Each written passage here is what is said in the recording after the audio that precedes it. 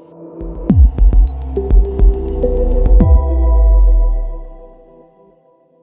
going on, guys? Car Dude with another video. Just figured I'd do kind of a quick Daytona 500 race review and give you my thoughts on it.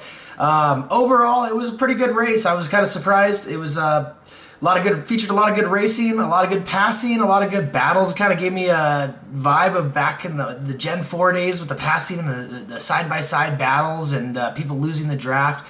So we'll talk a little bit about the package. We'll talk a little bit about the race. We'll talk a little bit about the atmosphere. We'll talk a little bit about the coverage of the event.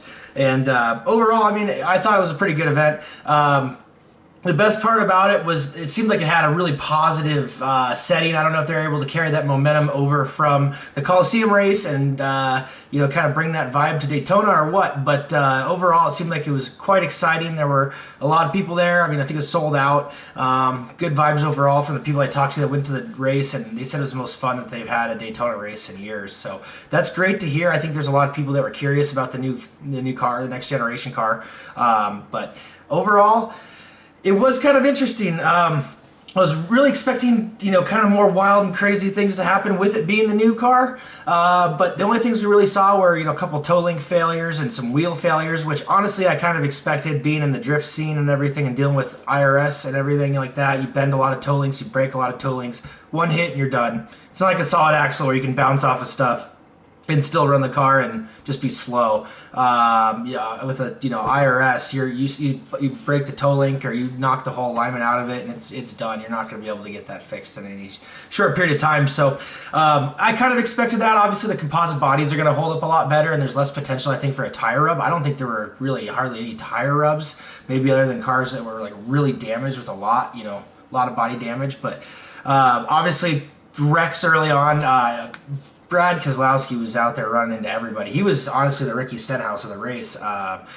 But ironically, the guy who was most mad at him was Ricky Stenhouse. And there was definitely spots on the racetrack you didn't want to push or get pushed, and the six, I guess, found that out a couple times today. So I guess just tried to wreck everybody in the field till he won. But I guess his other car won that he gave up. So kudos to him. I don't know. Irony's hilarious sometimes. Brad was a bit of a bulldozer at times. He was just overly aggressive and too aggressive too early on. Caused a couple big wrecks. I think he caused 2 or 3 wrecks, and took out a bunch of cars. Half the field, I think, got wrecked because of Brad. So I know he's got to be aggressive and whatnot, but that was a little over the top. It was kind of one of those things where I expected to see a single file train around the whole race like 2013. It was a lot better than that, but once Brad wrecked half the field, the first wreck when he turned the 21 car, it kind of seemed like it was going to turn that way, but it actually carried on to be a pretty good race even with all the damaged cars. Overall, the racing seemed pretty good. Cars could pass pretty well. There were different lines forming.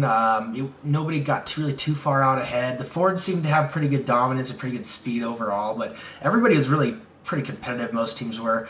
So it was quite interesting. I liked the racing. It wasn't one of those things where I felt that I was disappointed, honestly, with it. And the number placement used to really bother me. I still don't like it, to be honest with you. It's not the end of the world to me. I still don't like it, though. I wish it would still be in the center of the door. I actually wish that it would give NASCAR would give the teams a choice to, whatever they want to do with their sponsor, their team, their scheme. I wish NASCAR would let them put their door numbers wherever the heck they want to put them. If they want to put them on the fender, that's great. They want to put them on the door, that's fine.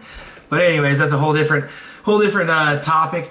This race had the typical stage 2 bore to it, and that's kind of every NASCAR race anymore. I typically kind of get some stuff done during stage 2, do the dishes or whatever I have to do, just because there's not going to be a whole lot that happens usually in most races. Obviously, at the end, everything picked up and it got pretty exciting. A lot of battling amongst the Fords at the front. I was surprised to see, some of the guys that were up there. I was surprised to see Kyle Busch doing as well as he was with all that damage. Bubba Wallace almost got another one, but he didn't. The Ford guys always seem to try to find a way to throw it away by wrecking each other, doing something silly. But Ryan Blaney had Cindric's back all the way to the end, and then Cindric kind of, I don't want to say did him dirty. He did what he had to do to win the 500, but kind of a sad deal for Blaney because he's so close so many times, and just right at the end there, he's got to figure out how to close him, I guess. So I know Blaney was upset with him, and you can't blame him. But honestly, Austin Cindric, in my opinion, is underrated. I think he's a great driver. I think he's somebody that's worked really hard to get where he is, even though his dad has connections or whatever. But I think he's he's proven himself time and time again. Honestly, he kind of reminds me of when I saw Kyle Larson, first come onto the scene, and just coming up through Xfinity and everything. He seemed like he was doing really well. So it was kind of funny. I was at Walmart today and just happened to find this the diecast from when he lost. The scheme of when he lost his second championship back in November. But anyways, overall, I was excited to see him win. I was really hoping for Blaney because I'm a big Ryan Blaney fan. But, honestly, Austin Cindric, I think, is obviously going to be a rising star. And either way, he's going to be, a star because he's a Daytona 500 champion. He's going to be remembered. But he almost got beat there at the line when he did that dirty kind of move to Blaney, pushed him into the fence, and Bubba almost got there. But good burnout by Cindric, by the way. I always love a good burnout. About blows the motor up and blows the tires off of it for sure.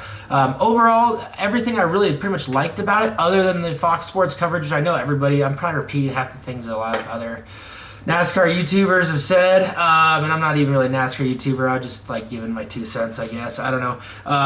But yeah, the coverage, Fox coverage, just gets worse every time. I don't know. I like Clint Boyer, and I like Tony Stewart, and Mike Joy is obviously great, but they were all making mistakes. Mike Joy, he's usually on point, but he said a few things that were way off. He called the safety team a safety queen at one point. Just some funny things. I don't know. Overall, I think they just missed a lot. I don't know if they're still running a limited staff, but it seems like they did a lot of budget cuts from COVID times, and they're still running a limited crew because they're missing all sorts of different camera angles. They're not switching between them quick enough. I can't remember. I think it was the big one when it initially happened with Kyle, with the 21 getting turned and everything like that. And I can't remember if it was Kyle Busch's on board or somebody with a nose camera and just smashed into the car. So that was a cool shot, but then they didn't switch cameras quick enough, so you couldn't really tell what was going on. I don't know. It left a lot to be desired, and the amount of freaking commercials. I honestly watch everything about 30 minutes-ish behind, so I can just fast forward through all the commercials. But yeah, it was insane. I actually started the race about 2 hours late and was able to catch up to stage 3 within no time flat, just fast forwarding to the commercials. But anyways, overall, I'm very excited, actually. I feel like the last 2 races are kind of giving me, a good indication of where the next gen car is going to be. And obviously it has weak points, like everything does, but I think there's a lot of potential with this car, and I'm excited to see it. We'll see what else. This has only been 2 tracks, so we'll see what really develops throughout the season. But hopefully these teams can fix a lot of these cars, because I know they're limited on their car count. And we'll see what happens. Anyways, let me know what your thoughts are down below. Thanks for watching me ramble. I hope you watched the race. I hope you enjoyed it. If you haven't watched the race, definitely check it out. Fast forward, just cut through most of stage 2, honestly. But if you want to watch the wrecks, and then watch the end, because the end is pretty damn exciting. So thanks for watching. Have a great day.